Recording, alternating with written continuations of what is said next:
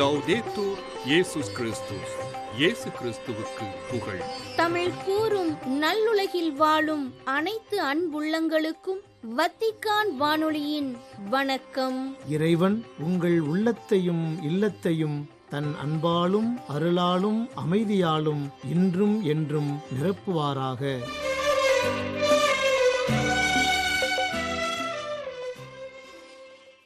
அன்பு நெஞ்சங்களே, இன்று யாம் உங்களுக்கு வழங்கவிருப்பன தடம் தந்த தகைமை, அன்னை ஓர் அதிசயம் மற்றும் செய்திகள். தடம் தந்த தகைமை. உங்களை குருக்களிடம் காண்பியுங்கள். 10 நோயாளர்கள் இயேசுவை நோக்கி, ஐயா இயேசுவே, எங்களுக்கு இரங்கும் எனக் கேட்க, இயேசுவோ, நீங்கள் போய் உங்களை குருக்களிடம் காண்பியுங்கள் என்றார். எங்கும் சட்டம், எதிலும் சட்டம் என்பதே யூத நடைமுறையாயிருந்தது. அதிலும் குறிப்பாக தொழுநோயாளர் பற்றிய சட்டங்களை லேவியர் 13-14 அலகுகள் மிக கடுமையாக குறிப்பிடுகின்றன. ஊருக்குப் புறம்பானவர்கள் தம்மை நம்பி நாடி வந்துவிட்டார்கள். தன்னால் முடியும், தானே நலம் கொடுக்கலாம் எனினும் சட்ட மதிப்பு மனநிலை கொண்ட அவர்களுக்காக தாமும் சட்டத்தை மதித்து குருக்களிடம் காண்பிக்க பணிக்கின்றார் இயேசு. இறுக்கமான சட்டத்தையும் இரக்கமாய் அணுகுகின்றார். இயேசுவின் இந்த அணுகுமுறை நம்மை சமூக, திரு அவை, நாட்டின் சட்டங்களை மதித்து வாழ வழிகாட்டுகின்றது. ஒரு மென்மையான கட்டளையில் மேன்மையான சக்தி மறைக்கப்பட்டுள்ளது. இறைவா, எவரையும் மதிப்போடும் மாண்போடும் அணுகும் பரந்த மனம் தாரும்.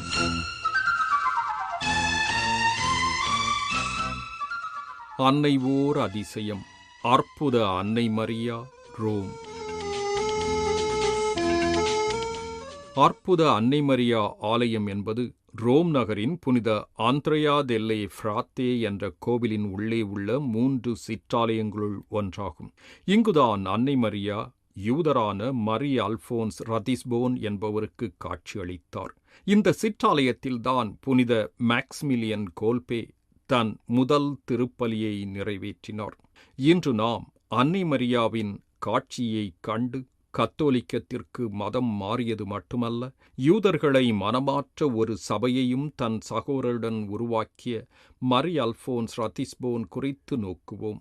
மரி அல்போன்ஸ் ரதிஸ்போன் என்பவர் 1814ஆம் ஆண்டு மே 1 தேதியன்று பிரான்ஸ் நாட்டின் ஸ்ட்ராஸ்பூக்கில் யூத வங்கிகளை நடத்திய பிரபுக்கள் குடும்பத்தில் பிறந்தவர். அக்காலத்தில் ஐரோப்பாவில் வாழ்ந்த யூதர்கள் பெரும்பாலும் அவர்கள் வாழ்ந்த நகரத்தின் பெயரையே குடும்ப பெயராக வைத்திருந்தனர். இவர் குழந்தையாக இருந்தபோதே இவருடைய மூத்த சகோதரர் தியோடர் கத்தோலிக்கத்திற்கு மாறி அருள் பணியாளராக ஆகிவிட்டார். அதனால் இவரது குடும்பம் கடும் கோபத்திலும் வெறுப்பிலும் இருந்தது. அல்போன்சும் இவரது மூத்த சகோதரோடு ஒரு நாளும் எவ்வித தொடர்பும் வைத்துக் கொள்ளக்கூடாது என உறுதியெடுத்தார். அதோடு கத்தோலிக்க விசுவாசத்தோடும் கத்தோலிக்கத்தைச் சார்ந்த அனைத்து பொருட்களோடும் கடும் வெறுப்பு கொண்டிருந்தார். 1842ஆம் ஆண்டில் இவரது 28வது வயதில் இவரது உறவினர் ஃப்ளோர் ரதிஸ்போன் எனும் பெண்ணுக்கு நிச்சயம் செய்யப்பட்டிருந்தார். இதற்கிடையே வீட்டுக்கு கடைசி மகனாகிய அல்போன்ஸ் ஐரோப்பாவிற்கும் கீழை நாடுகளுக்கும் சுற்றுலாப் பயணம் மேற்கொண்டார். ஒரு நாள் அல்போன்ஸ் இத்தாலியின் பலேர்மோ செல்வதற்காக பயணச்சீட்டை பதிவு செய்யும் இடத்திற்குப் போகச் சென்றார். ஆனால் அவர் செல்ல வேண்டிய பாதையை விட்டு வேறு பாதையை தவறுதலாக எடுத்து ரோமைக்குச் செல்லும் வாகனம் நிற்கும் இடத்தில் அடைந்தார். என்ன நடக்கின்றது என்பதை உணராமலேயே ரோமைக்குச் செல்லும் நீராவி கப்பலில் பயணச்சீட்டை பதிவு செய்தார். 1842ஆம் ஆண்டு ஜனவரி 5ஆம் தேதி நேபிள்ஸை விட்டு புறப்பட்டார். ஜனவரி 8ஆம் தேதி ரோமின் சாலை ஒன்றில் நடந்து கொண்டிருந்தபோது யாரோ ஒருவர் அவரது பெயரைச் சொல்லி கூப்பிட்டது போல உணர்ந்தார். திரும்பி பார்த்தபோது அவரை கூப்பிட்டவர் ஸ்ட்ராஸ்பூக்கில் அவரோடு படித்த குஸ்தாவோ தே புசியஸ் என்பவர்தான் என அவர் கண்டுகொண்டார். குஸ்தாவோ பிரிந்த கிறிஸ்தவ சபையைச் சார்ந்தவர். அவர்கள் இருவரும் அவர்களது பழைய நட்பை புதுப்பித்துக் கொண்டனர். அல்போன்ஸின் மூத்த சகோதரர் போலவே குஸ்தோவின் மூத்த சகோதரர் பரோன் தியோதோர் தே புசியஸும் கத்தோலிக்கத்திற்கு மதம் மாறிவிட்டார் என்பதை அறிந்து கொண்டார் அல்போன்ஸ். அவ்விருவரின் மூத்த சகோதரர்கள் நண்பர்கள். கத்தோலிக்கத்திற்கு மதம் மாறிய பரோன் மீது அல்போன்ஸுக்கு வெறுப்பு இருந்தாலும் பரோன் கான்ஸ்டாண்டினோபிள் பற்றிய அறிவில் வல்லுநராக இருந்ததால் கான்ஸ்டாண்டினோபிள் பற்றி அறிவதற்கு அவரது உதவியை நாடினார். ஏனெனில் அல்போன்ஸ் கான்ஸ்டாண்டினோபிள் செல்ல திட்டமிட்டிருந்தார். பரோன் பலரை கத்தோலிக்கத்திற்கு மதம் மாற்றுவதில் தீவிரமாயிருந்தார். எனவே அல்போன்ஸுடன் நட்புடன் பழகினார். இருவரும் நண்பரானார்கள். ஆயினும் அல்போன்ஸ் கத்தோலிக்கத்தை அவமதித்து பேசியது, அதற்கு எதிராய் பேசியது பரோன் தியோதோரை எரிச்சலடையச் செய்தது. இறுதியில் ஒருநாள் பரோன் அல்போன்ஸிடம் ஓர் அசாதாரண வேண்டுகோளை முன்வைத்தார்.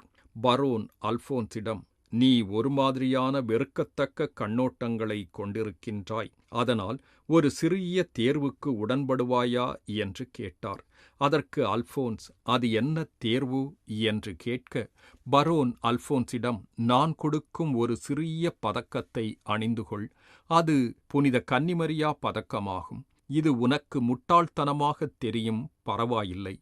ஆனால் நான் அந்த பதக்கத்தோடு நெருங்கிய பற்று கொண்டிருக்கின்றேன். அந்த பற்று எனக்கு மிகவும் முக்கியமானது என்று சொல்லி ஒரு சிறு நூலில் தொங்கவிடப்பட்ட அப்பதக்கத்தை காட்டினார். அல்போன்ஸ் வாயடைத்துப் போனார். ஆனாலும் அதை பெரிதுபடுத்தி பெரிய பிரச்சனையாக்க விரும்பவில்லை. இந்த பதக்கம் எனக்கு நன்மை செய்யாவிட்டாலும் தீமை செய்யாது என்று சொன்னார். பரோனின் இளைய மகள் அந்த புதுமை மாதா பதக்கத்தை அல்போன்ஸின் கழுத்தில் போட்டார். அதை அணிந்து கொண்டவுடன் சப்தமாக ஏளன சிரிப்பு சிரித்து, இதோ நான் ரோமன் கத்தோலிக்கர் என்றார் அல்போன்ஸ். பரோன் அதோடு நிற்கவில்லை. அல்போன்ஸிடம், நீ இதனை கழுத்தில் போட்டிருந்தால் மட்டும் போதாது, புனித பெர்னார்து அன்னைமரியை நோக்கி எழுப்பிய சிறிய ஜெபத்தை நீ தினமும் சொல்ல வேண்டும் என்றார். இப்போதும் அல்போன்ஸ், இது எனக்கு நன்மை செய்யாவிட்டாலும் தீமை செய்யாது என்று சொன்னார். உண்மையில் பரோனின் தளராத செயல் அல்போன்ஸின் நரம்புகளில் வேலை செய்யத் தொடங்கியது. அல்போன்ஸ் கத்தோலிக்கத்தை நோக்கி வராமல் இன்னும் விலகிச் சென்று கொண்டிருந்தாலும் பரோன் மனம் தளரவில்லை. அல்போன்ஸை விடாமல் வலியுறுத்திக் கொண்டே இருந்தார். அவரோடு வாதாடிக்கொண்டே இருந்தார். அதே சமயம் அல்போன்ஸுக்காக உருக்கமாக ஜெபித்துக் கொண்டும் இருந்தார். பரோன் மட்டுமல்ல, அவரது நண்பர்களும் ரோமையில் உள்ள பிரெஞ்சு பிரபுக்கள் குடும்பத்தைச் சேர்ந்தவர்களும் ஜெபித்துக் கொண்டிருந்தனர். இப்படி ஜெபித்தவர்களில் பிரபு லஃபேரோனாயும் ஒருவர். இவர் ஒரு காலத்தில் ரவுடியாக இருந்து பின்னர் மனம் மாறியவர். அல்போன்ஸ் என்ற இந்த இளவயது யூதரின் மனமாற்றத்திற்காக ஆலயத்திலும் ஜெபம் நடந்தது. அப்படி ஜெபித்துக் கொண்டிருந்த நாட்களில் ஒரு நாள் இரவு லெஃபரோனாய்க்கு கடும் மாரடைப்பு வந்தது. இறுதி திருவருள் சாதனங்களைப் பெற்று அவரது அன்பு குடும்பத்தினர் சூழ்ந்திருக்க அவரின் உயிர் பிரிந்தது. 1842 ஆண்டு ஜனவரி 20 நண்பகலில் தனது நண்பர் லெஃபரோனாயின் அடக்கச் சடங்கிற்காக ரோம் புனித அந்திரேயா தெல்லே ஃப்ராத்தே ஆலயத்தில் ஏற்பாடுகளை செய்து கொண்டிருந்தார் பரோன். இவர் தனது மற்றொரு நண்பர் அல்போன்ஸை அந்த ஆலயத்தில் தனக்காக காத்திருக்குமாறு கேட்டுக்கொண்டார். பரோன் ஆலயத்திற்கு வந்தபோது அல்போன்ஸ் முழந்தாள் படியிட்டு ஜெபித்துக் கொண்டிருந்ததைக் கண்டார். இந்த காட்சியை பார்த்து பரோன் கண்ணீர் சொரிந்தார். அல்போன்ஸ் அவரிடம், அந்த பீடத்தின் மேல் அழகான, உயரமான, கம்பீரமான, கருணையே வடிவான ஓர் உருவத்தைப் பார்த்தேன். எனது கழுத்தில் அணிந்திருந்த அந்த புதுமை மாதா பதக்கத்தில் இருப்பது போன்ற அன்னை மரியா உருவத்தைப் பார்த்தேன். அதை பார்த்தவுடன் நான் முழங்கால் படியிட்டேன். என் கண்கள் பார்வையின்றி இருந்தது போல உணர்ந்தேன். அவ்வன்னையின் கரங்களைப் பார்த்தேன். அவை இரக்கத்தையும் மன்னிப்பையும் கொண்டிருந்தன.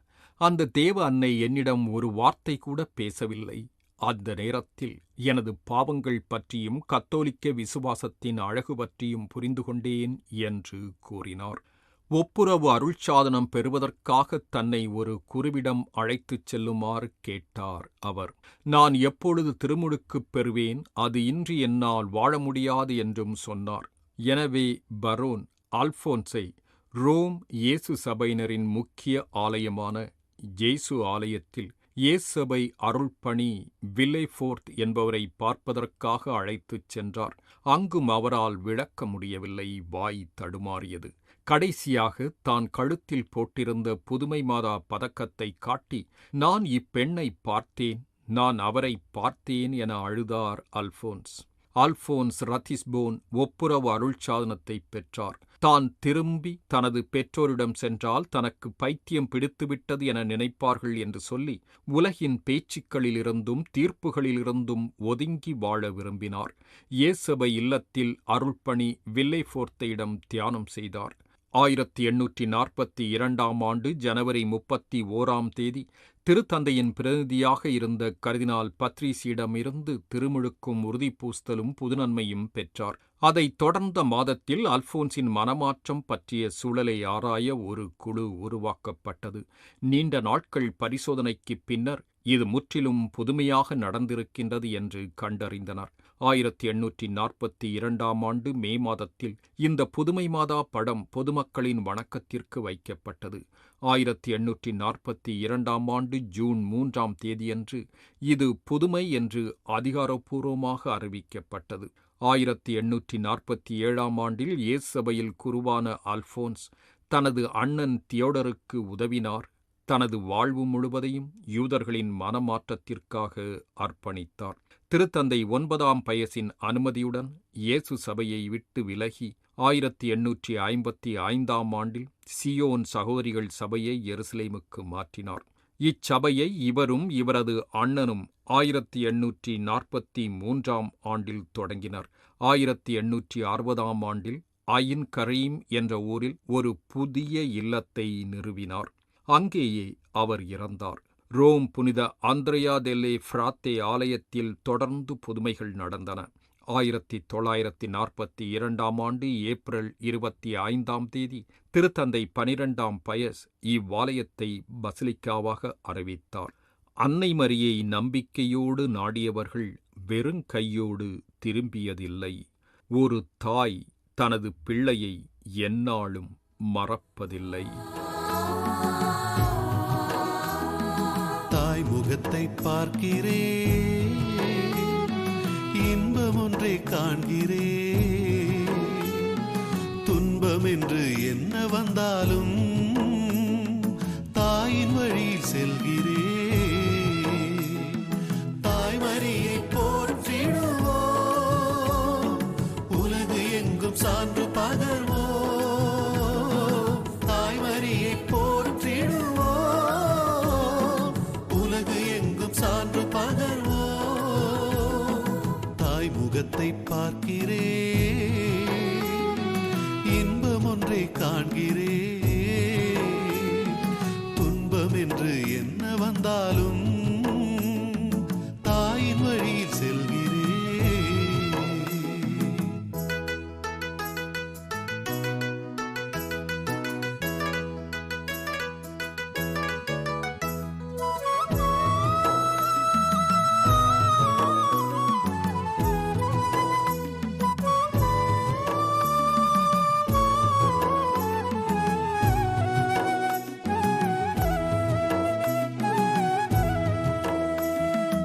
இதோ இறை அடிமை என்றார், வல்ல இறைவனுக்கே தாயானா. ரோம் நகரின் அற்புத அன்னை மரியா திருத்தலம் குறித்து இன்றைய அன்னைவோர் அதிசயம் நிகழ்ச்சியில் உங்களுக்கு வழங்கியது வத்திக்கான் வானொலி.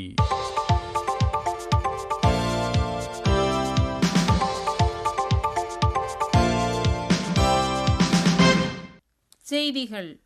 குழந்தைகளை பாலியல் முறைகேடுகளிலிருந்து பாதுகாப்பது என்பது ஒருபோதும் கொள்கைகளின் ஒரு தொகுப்பாக குறைக்க முடியாது. மாறாக அது நீதிக்கான ஒரு பணியாகவும் அன்பில் வேரூன்றிய ஒரு கடமையாகவும் உள்ளது என்று கூறினார் திருத்தந்தை 14ஆம் லியோ. ஜூன் 5 வியாழனன்று பாலியல் முறைகேடுகளுக்கு ஆளாகும் சிறார்களை பாதுகாக்கும் பாப்பிரை அமைப்பின் ஆண்டு நிறையமர்வு கூட்டத்தின் பங்கேற்பாளர்கள் 22 பேரை திருப்பீடத்தில் சந்தித்த போது இவ்வாறு கூறிய திருத்தந்தை, தாராள மனதுடன் இத்தகைய உன்னதமான பணிக்கு தங்களை அர்ப்பணித்துக் கொண்டமைக்காக அவர்களை பாராட்டினார். குழந்தைகளை பாலியல் முறைகேடுகளிலிருந்து பாதுகாப்பது என்பது நற்செய்தியின் கனியாக அது திரு அவை வாழ்க்கையின் ஒவ்வொரு நிலையையும், அதாவது நமது பங்குத்தலங்கள், மறைமாவட்டங்கள், துறவற குழுமங்கள் மற்றும் திருப்பீடத்தையும் கூட வடிவமைக்க வேண்டுமென்று அவர்களிடம் கேட்டுக்கொண்டார் திருத்தந்தை. திருப்பீடச் செயலகம் என்பது திருத்தந்தையுடன் இணைந்து செயல்படும் ஒரு சிறந்த குழுமம்.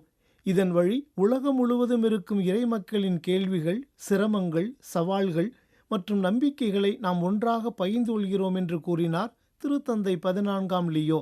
ஜூன் 5 வியாழனன்று திருப்பீடச் செயலகத்தில் பணியாற்றும் அதிகாரிகள் மற்றும் பணியாளர்கள் அடங்கிய குழுவை சந்தித்த போது இவ்வாறு உரைத்த திருத்தந்தை, தன்னிடம் ஒப்படைக்கப்பட்ட பணியை நிறைவேற்ற உதவுவதன் வழியாக திரு அவையின் வாழ்க்கைக்கு ஒரு மதிப்புமிக்க சேவையை வழங்குவதாக கூறி அவர்கள் அனைவரையும் மனமகிழ பாராட்டினார். பிரதிகாத்த எவாஞ்சுலியம் எனப்படும் ஆவணத்தில் கோடிட்டு காட்டியுள்ளபடி திருத்தந்தையின் உலகளாவிய பணியை ஆதரிப்பதில் திருப்பீடச் செயலகத்தின் முக்கிய பங்கை வலியுறுத்திய திருத்தந்தை, திரு அவையின் பன்முகத்தன்மை மற்றும் உலகளாவிய தன்மையை பிரதிபலிக்கும் சாதாரண மக்கள் மற்றும் பெண்களின் குறிப்பிடத்தக்க இருப்பை குறிப்பிட்டு செயலகத்தில் வளர்ந்து வரும் நிலை குறித்தும் அவர் ஒப்புக்கொண்டார். போரை இயல்பாக்குவதற்கும் ஆயுத மோதல்களே தவிர்க்க முடியாத தீர்வு என்ற பொய்த் தோற்றத்திற்கும் எதிராக எச்சரிக்கையையும் திருப்பீடத்தின் அமைதிக்கான அசைக்க முடியாத உறுதிப்பாட்டையும் இத்தாலிய நாளிதழான லாஸ் தாம்பாவுக்கு அளித்த நேர்காணல் ஒன்றில் எடுத்துக்காட்டியுள்ளார் திருப்பீடச் செயலர் கர்தினால் பியத்ரோ பரோலின். அமைதி நிலவ நான் எனது எல்லா முயற்சிகளையும் அர்ப்பணிக்கிறேன் என்னும் திருத்தந்தை 14ஆம் லியோ அவர்களின் வார்த்தைகளை மேற்கோள் காட்டி, இஸ்தான்புல் உச்சிமாநாட்டின் தோல்வி போரை நிறுத்துவதற்கான முயற்சிகளின் முடிவை குறிக்க முடியாது என்றும், திருப்பீடம் தனது அமைதிக்கான அழைப்பை மீண்டும் புதுப்பித்துக் கொண்டுள்ளது என்றும் தெரிவித்துள்ளார் கர்தினால் பரோலின். மேலும் உக்ரைனில் நீதியான மற்றும் நீடித்த அமைதி நிலவ வேண்டும் என்ற திருத்தந்தையின் அமைதிக்கான தொடர் அழைப்பை எடுத்துரைத்து, கட்டாயம் மற்றும் அச்சத்தினால் மட்டுமே அமைதி ஏற்படாது என்றும், ஆழமான, மரியாதைக்குரிய மற்றும் தீவிரமான உரையாடலின் வழியாகவே உண்மையான அமைதி ஏற்படும் என்றும் விளக்கியுள்ளார் கர்தினால். மே 28 முதல் 29 வரை நைரோபியில் கூடிய WCC எனப்படும் உலக கிறிஸ்தவ சபைகள் எய்ட்ஸ், காசநோய் மற்றும் மலேரியா உள்ளிட்ட நோய்களால் பாதிக்கப்படும் தங்கள் மக்கள் குறித்த உலகளாவிய நிகழ்வுகளை பகுப்பாய்வு செய்ததாக கூறியுள்ளது ஐசிஎன் எனப்படும் செய்தி நிறுவனம்.